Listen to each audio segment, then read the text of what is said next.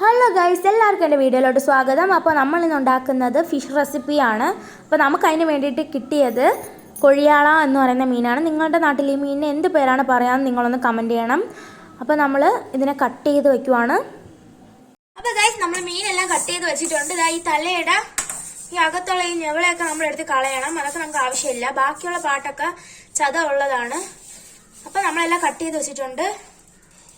അരപ്പ് തയ്യാറാക്കാൻ വേണ്ടിയിട്ട് നമ്മൾ ഒരു പാത്രത്തിൽ 2 സ്പൂൺ മുളക് പൊടി എടുക്കുന്നുണ്ട്. അതിനോടൊപ്പം നമ്മൾ അതിൻ്റെ കൂടെ എടുക്കുന്നത് 1 സ്പൂൺ മല്ലിപ്പൊടിയാണ്. അതിന് ശേഷം നമ്മളൊരു കടായി ചൂടാക്കിയതിന് ശേഷം മുളക് പൊടിയും മല്ലിപ്പൊടിയും കൂടെ കളറൊന്ന് മാറ്റിയെടുക്കണം. നമ്മളിവിടെ ഒരു ജാർ എടുത്തതിന് ശേഷം നമ്മൾ അരമുറി തേങ്ങയാണ് ഇടുന്നത്. നിങ്ങൾക്ക് സൗകര്യം പോലെ എത്ര വേണോ തേങ്ങ ചിരകിയിടാം. അതിനുശേഷം നമ്മൾ ചെറിയ ഉള്ളിയാണ് ഇടുന്നത് അതിലോട്ട്. അതിനുശേഷം നമ്മൾ നേരത്തെ വറുത്ത് വെച്ച മുളക് പൊടിയും മല്ലിപ്പൊടിയും കൂടെ ഇട്ട് കൊടുത്തു. അതിനുശേഷം കുരുമുളക് പൊടി, പിന്നെ പുളിയും കൂടെ അത്യാവശ്യത്തിന് ഇട്ട് കൊടുക്കണം. അതിനുശേഷം ഒരു പകുതി മഞ്ഞൾപ്പൊടി, ഇതെല്ലാം കൂടെ നമുക്ക് അരച്ചെടുക്കണം.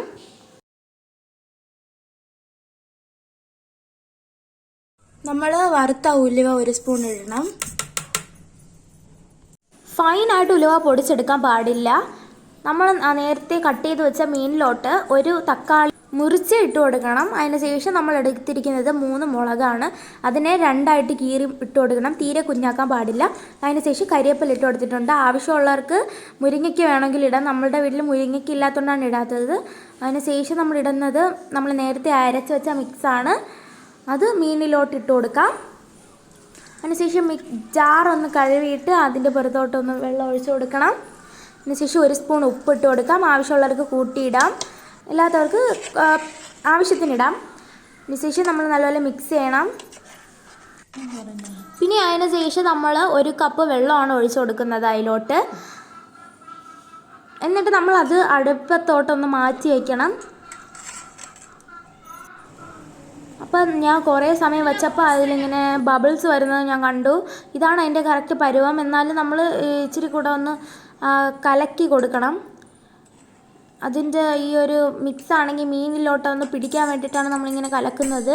അതിനുശേഷം നമ്മൾ ഇങ്ങനെ അടച്ചു വയ്ക്കുവാണ്. എന്നിട്ട് കുറച്ച് കഴിഞ്ഞ് നോക്കിയപ്പോൾ നല്ല തിളപ്പ് വന്നിട്ടുണ്ട്. നമ്മൾ തുറക്കുമ്പോഴെല്ലാം ഇച്ചിരി ഒന്ന് മിക്സാക്കി കൊടുക്കണം. സ്പൂണിട്ട് ഇനി ഇളക്കാൻ പാടില്ല. നമ്മൾ തുണി വെച്ചൊന്ന് ചുറ്റിച്ചുമാണ് കൊടുക്കേണ്ടത്. കുറച്ച് നേരം കഴിയുമ്പോൾ അതിൻ്റെ എണ്ണയൊക്കെ ഒന്ന് മുകളിൽ വന്ന് നിൽക്കും. ഇതാണ് അതിൻ്റെ പരുവം. അപ്പോൾ അതിൻ്റെ എണ്ണയൊക്കെ മുകളിൽ വന്ന് നിൽക്കുന്നതാണ് അതിൻ്റെ പരുവം. അതിന് ശേഷം അതവിടെ ഒതുക്കി വെച്ചതിന് ശേഷം നമ്മളൊരു പാൻ എടുത്തതിന് ശേഷം കടുക് വറുക്കാതെയും ഉപയോഗിക്കുന്നതാണ്. പക്ഷെ ഞാനിവിടെ കടുക് എടുത്തിട്ടുണ്ട്. അതിനുശേഷം സൺഫ്ലവർ ഓയിൽ അല്ല, വെളിച്ചെണ്ണയാണ് നമ്മൾ ഇതിലോട്ട് ഒഴിച്ച് കൊടുത്തിട്ടുള്ളത്. ചെറിയ ഉള്ളി ആവശ്യമുള്ളവർക്ക് മാത്രം ഇട്ടാൽ മതി. ഞാനിപ്പോൾ അത് ഇട്ട് കൊടുത്തിട്ടുണ്ട്. ഇനി അതൊന്ന് വഴറ്റി എടുക്കണം. അതിലോട്ട് നമ്മൾ 3 വറ്റൽ മുളകാണ് ഇട്ട് കൊടുക്കുന്നത്. അതിന് ശേഷം നമ്മൾ ഇട്ട് കൊടുക്കേണ്ടത് കടുകാണ്. കടുക് പൊട്ടിക്കഴിഞ്ഞതിന് ശേഷം മാത്രമേ ഇനി അടുത്തത് ഇട്ട് കൊടുക്കാൻ പാടുള്ളൂ. അത് ഉള്ളി ഒന്ന് വഴറ്റി വരണം. ആ ഒരു ബ്രൗൺ കളറിലല്ലേ ഗോൾഡൻ കളർ ആയതിന് ശേഷം നമ്മളൊന്ന് മിക്സ് ചെയ്ത് കൊടുക്കണം.